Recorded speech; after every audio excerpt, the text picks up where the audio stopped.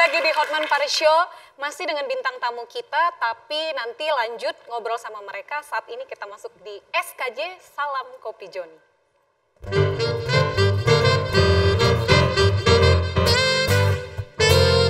Kopi Joni.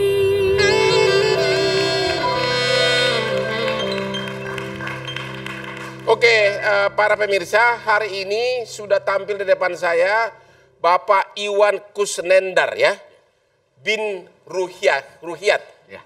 seorang mantan narapidana yang pernah masuk 2 tahun penjara atas putusan Mahkamah Agung, didampingi oleh kuasanya Edward Sinambela, pengacara Edward Sinambela, yang datang ke Kopi Joni beberapa waktu lalu memberitahukan bahwa dia terlibat dalam suatu tindak pidana. Kemudian oleh Pengadilan Negeri Cianjur, dia divonis berapa tahun? 8 bulan. 8 bulan. Tahanan kota. Berapa? PW, tahanan kota. Tahanan kota. Kemudian di Pengadilan Tinggi, Bandung. lepas dari bebas. Bebas. Oke. Kemudian tiba-tiba kau dapat putusan dari Mahkamah Agung, dihukum berapa tahun? 2 tahun. 2 tahun penjara. Ya, atas dugaan pasal berapa itu? 379A. Dugaan melakukan usaha membeli barang orang dengan usaha pencaharian tapi tidak ada niat membayar, begitu kan? Kejutan apa yang Anda dapat? Sesudah Anda bebas, sesudah selesai masa tahanan 2 tahun, apa temuan Anda? Ya, temuan saya itu di putusan itu gitu kan gitu ya, yang janggalnya itu gitu kan itu. Oke. Intinya di putusan Mahkamah Agung nomor 1358 PIT 2013 disebutkan Anda dihukum 2 tahun penjara. Ya. Ya, itu di putusannya. Ya. Ya. Tahu-taunya di website Mahkamah Agung yaitu ini tertulis Anda sebenarnya tidak harusnya bebas gitu kan? Ya, ditolak. Karena kasasi jaksa Anda kan menang di Pengadilan Tinggi. Ya. Jaksa kasasinya jaksa ditolak. Ya. Jadi kalau hanya dengan dasar pengumuman di website Mahkamah Agung ini harusnya Anda bebas. Ya. Tahu-taunya Anda dapat putusan yang Kabul. Anda masuk penjara 2 tahun gitu loh. Jadi ini Anda tahu bahwa sebenarnya Anda bebas itu dari mana? Dari website saya lihat Mahkamah Agung. Gitu. Sejak kapan kau bisa bermain website baru 2 tahun di penjara? Itu sebelumnya udah tahu. Maksudnya Sebelum di penjara saya sudah tahu. sebelum di penjara Anda sudah tahu bahwa ada website Mahkamah Agung Anda itu bebas. Tolak gitu. Ya, kalau kasasi jaksa tolak berarti Anda bebas karena di Pengadilan Tinggi kan Anda bebas. Ya. Jaksa kasasi ditolak, berarti Anda bebas. Ya. Oke. Sebelum Anda masuk penjara atas putusan Mahkamah Agung, Anda udah tahu Anda bebas. Saya udah tahu lihat di website. Ya terus? Tolak. Anda tidak berdaya atau apa? Saya nggak bisa ngomong. Saya udah ngomong di kejaksaan nih, Bu, website seperti ini. Saya tidak tahu, yang penting ini aja katanya. Kata jaksanya ini aja. Oke. Saya masuk penjara sebelumnya juga kan, saya katanya buron, katanya. Iya. Saya ditangkap di rumah, adik saya. Sampai toding pistol begini, katanya. Oke. Pistol begini, kamu buron.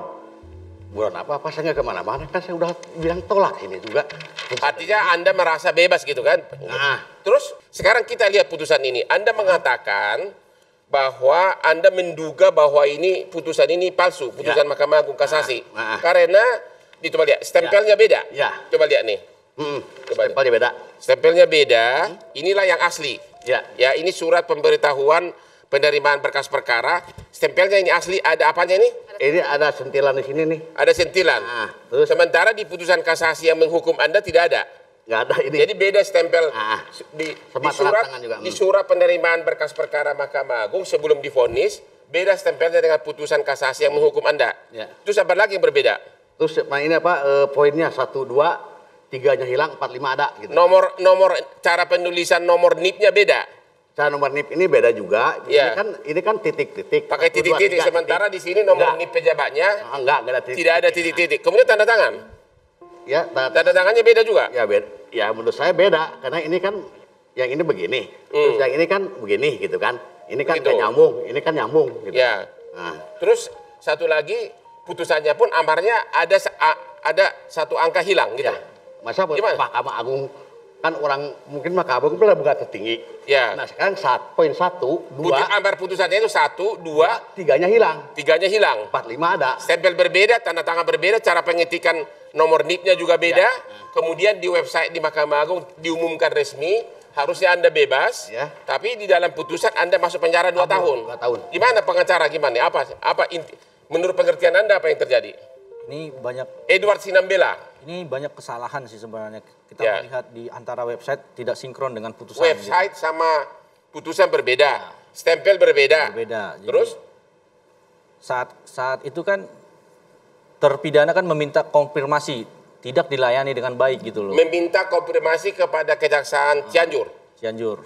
Kejaksaan Negeri Cianjur. Kejaksaan Negeri Cianjur bilang apa? Itu dari klien saya itu menyatakan dia tidak dilayani dengan Tidak baik gitu. dilayani dengan baik. Begitu? Ya. Terus? Oke. Kemudian dalam perkara ini siapa lawan saudara? Ada lawan saudara? Ada pihak lain? Tentu kan nggak Ya. mungkin tiba-tiba ada dugaan permainan Ya. putusan. Kalau ada, tidak ada lawan. Siapa musuh dalam selimut? 1, yang melaporkan saya ini. Ada oknum. Oh, Oknumnya aja deh. Yang melaporkan saya itu berarti 1 Agus Nayun, yang kedua PT Pidmil. Jadi ada oknum swasta yang memang melaporkan saudara. Ya.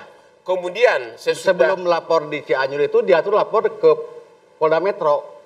Oke. SP3 keluar. Wah, SP3 sudah keluar Sudah juga. Oke. Lapor lagi di Cianjur.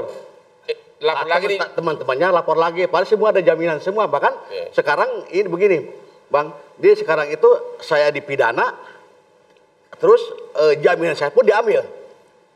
Oh, jadi dalam transaksi tersebut Anda memberikan jaminan. Ya, jaminan semua. Dan kemudian putusan ini dipakai nggak untuk mengambil jaminan saudara?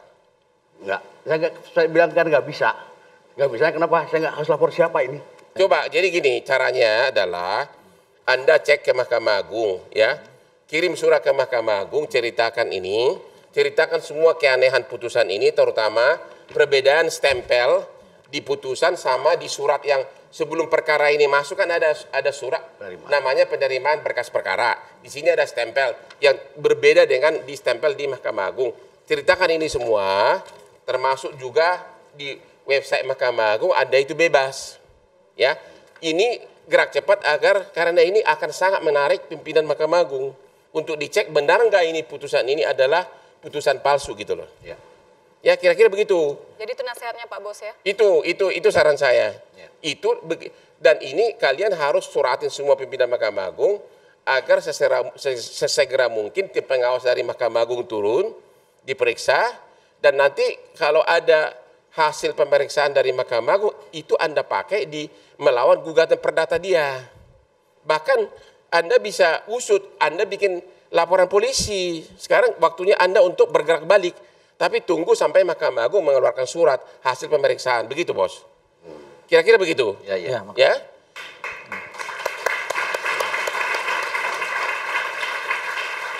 Oke, jadi Kuat Pak Bos ya? beginilah kenyataan yang dihadapi oleh Bapak Iwan ini. Di dalam pengumuman website Mahkamah Agung dia harusnya vonis bebas. Tapi di dalam putusan kasasi yang dia terima, dia masuk 2 tahun penjara dan dia jalani. Dan selama dia di penjara, dia sudah tahu, dia sudah curiga atas putusan itu. Tapi dia tidak berdaya. Itulah sebagian rakyat Indonesia. Kira-kira Oke, begitu ya. Terima kasih Pak Iwan udah datang ke sini. Semoga masalahnya cepat terselesaikan. Makasih Pak Iwan. Pak, yuk. Terima kasih Pak. Oke, para pemirsa, sebagai penutup dari Hotman Paris Show hari ini adalah ikutilah gaya hidup Hotman Paris yang selalu tidak munafik, menjauhkan kebohongan. Karena kalau Anda selalu berusaha munafik atau Anda selalu berpura-pura hidup sukses, justru itulah awal dari kebohongan Anda. Karena Anda akan terus berbohong untuk menutupi kekurangan saudara. Oke? Jadi jangan terlalu suka berbohong tentang kehebatan saudara. Karena itu adalah awal racun dari kebohongan-kebohongan berikutnya. Salam Hotman Paris Show.